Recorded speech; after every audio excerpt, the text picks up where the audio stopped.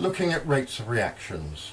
What I want to do in this experiment is explore what is the rate of a reaction, and this is one of the all-time best chemistry experiments.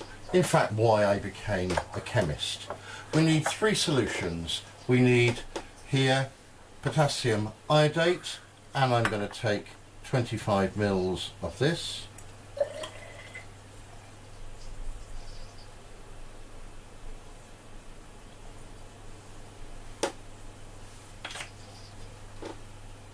And I'm going to put this ready to go in a little flask in a minute. And I'm also going to take some sodium metabisulfite, and this has got a little bit of acid in it and a little bit of alcohol as well to ensure the reaction works really quite well. And I'm going to take exactly the same amount of this, 25 mils.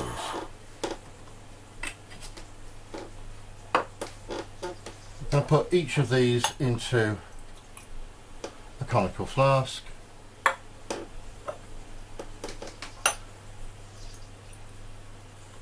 And to the one that contains the metabisulfite, I've got some starch indicator, simply starch paste made up, a little bit of water, and there we have that in there. Now, all we need to do for this experiment is to mix the two substances thoroughly. So here we go.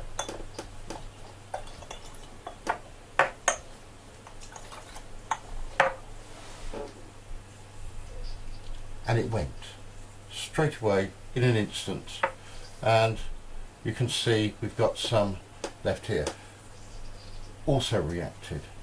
Now what I'm going to do with this experiment is I'm going to repeat it now, but this time what we're going to do is we're going to change the concentrations, and we're going to see if we can get the experiment to go at a different rate. Let's now repeat that same experiment again, but this time I'm going to do it twice. I'm going to have the same amount of sodium metabisulfite, and I'm going to have the same amount of potassium iodate.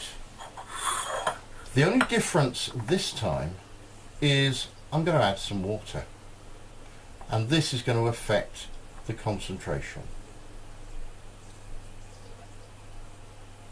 So I've got 25 mils of potassium iodate,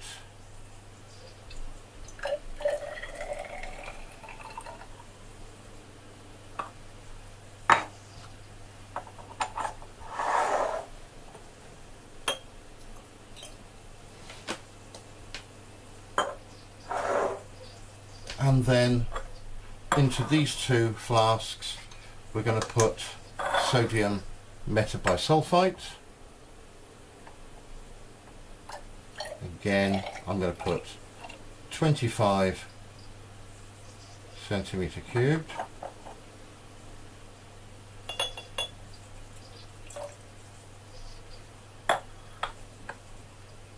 So we've got two sets that are now identical.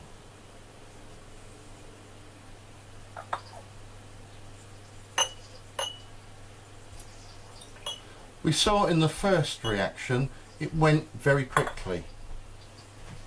So what I'm going to do is I'm going to try and slow the reaction down a bit. I'll put some indicator in the metabisulfite. This isn't very crucial how much I put in. But what we're going to do is we're going to take some distilled water, and it doesn't really matter which one I add to which one. So we're going to take here about 25 mils, and I'm going to put into this one, and we're going to put 50 mils into this one.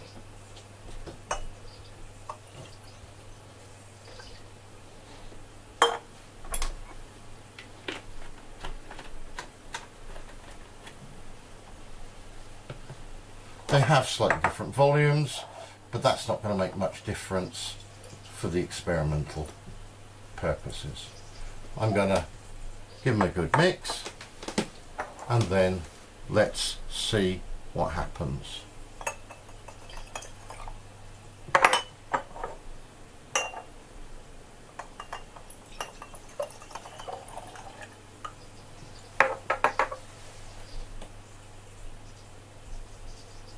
And we wait, and we wait, and suddenly the other one goes as well. So by changing the amount of water, we've affected the rate of the reaction of this iodine clock. What we can do in other experiments is we can look at the effects of temperature as well as concentration, and perhaps use a catalyst to alter the rates of a reaction. There we are, the iodine clock.